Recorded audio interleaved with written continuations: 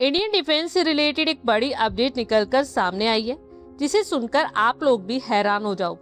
आपको बता दें कि स्वीडन के एक थिंक टैंक सिप्री यानी Stockholm international peace research institute की एक रिपोर्ट के अकॉर्डिंगली भारत ने पहली बार इस ईयर के स्टार्टिंग में 12 न्यूक्लियर वेपन्स को डिप्लॉयड किया है। हालांकि 12 न्यूक्लियर वेपन्स की तैनाती को लेकर डिफेंस मिनिस्ट्री की ओर से कोई प्रतिक्रिया सामने नहीं आई है और 8 जून को जारी सिप्री की एक रिपोर्ट के अकॉर्डिंगली भारत में 178 परमाणु हथियार स्टोर में रखे हैं, जो जरूरत पड़ने पर इस्तेमाल हो सकते। वहीं 12 परमाणु हथियारों को तैनात किया गया है, यानी भारत के पास टोटल 190 न्यूक्लियर वेपन्स हैं। पिछले साल ये संख्या 180 थी और सभी स्टोरेज में थे। इसका मतलब ये हुआ कि भारतीय युद्धपोत या सबमरीन्स या फिर दूसरे हथियारों में परमाणु हथियार हमेशा तैनात रहते और ऐसा चीन और पाकिस्तान के खतरे को देखते हुए किया गया है। यानी अगर कोई देश भारत के अगेंस्ट परमाणु हथियार इस्तेमाल करने की कोशिश करता है तो भारत इमीडिएट न्यूक्लियर अटैक कर देगा। और ये पहले के उस तरीके से अलग है जिसमें भारत अपने परमाणु वॉरहेड और मिसाइल जैसे डिलीवरी सिस्टम को अलग अलग रखता था। और ये पहली बार है जब सिप्री की परमाणु हथियारों पर नजर रखने वाली रिपोर्ट में ये बताया गया है कि भारत ने परमाणु वॉरहेड तैनात किए। आपको बता दें कि अगस्त 2024 से भारत ने परमाणु मिसाइल ले जाने वाली 2 सबमरीन्स आईएनएस अरिघात और आईएनएस अरिदमन को ऑपरेशन कर दिया और दोनों सबमरीन्स न्यूक्लियर वेपन्स को ले जाने में सक्षम है। डेटरेंस पेट्रोल यानी दुश्मन को डराने धमकाने वाली गश्त के लिए मंजूरी मिल गई है। परमाणु मिसाइल से लैस एसएसबीएस को लंबी दूरी की डेटरेंस पेट्रोल पर भेजा जाता है, जो महीनों तक चल सकती है और इस दौरान वो मिलिट्री लीडरशिप के साथ बीच बीच में कांटेक्ट बनाए रखती।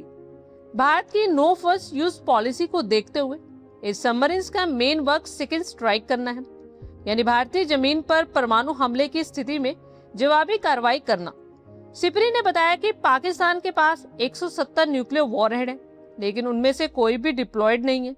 साथ ही इस रिपोर्ट में ये भी कहा गया कि भारत अब पाकिस्तान के कंपैरिजन में काफी तेजी से न्यूक्लियर वेपन्स को बना रहा है और इसमें ताबड़तोड़ पैसा भी खर्च किया जा रहा है। सिप्री ईयर बुक 2026 के अकॉर्डिंगली दुनिया एक नए परमाणु प्रतियोगिता के दौर में पहुंच रही है। America, Russia, China, Britain, France, Pakistan, उत्तर कोरिया और इजराइल के पास टोटल 12,187 न्यूक्लियर वेपन्स है और इनमें से 9,745 न्यूक्लियर वेपन्स सेना के स्टोरेज में है, जो इस्तेमाल के लिए पूरी तरह से तैयार है। एक रिपोर्ट के अकॉर्डिंगली अमेरिका, रशिया, फ्रांस और सिर्फ 3 देशों ने परमाणु हथियारों को रिटायर किया।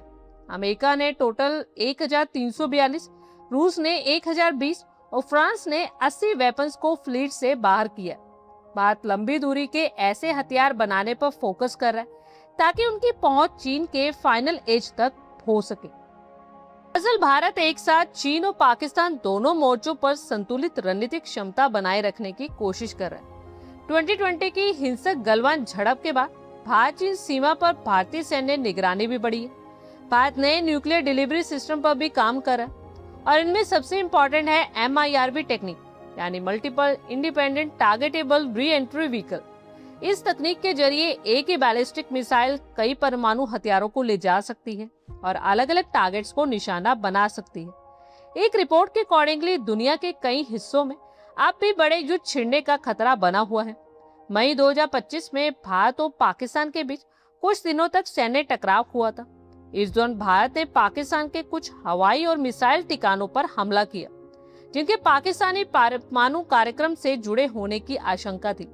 हालांकि दोनों देशों ने हालात को और गंभीर होने से रोक लिया था।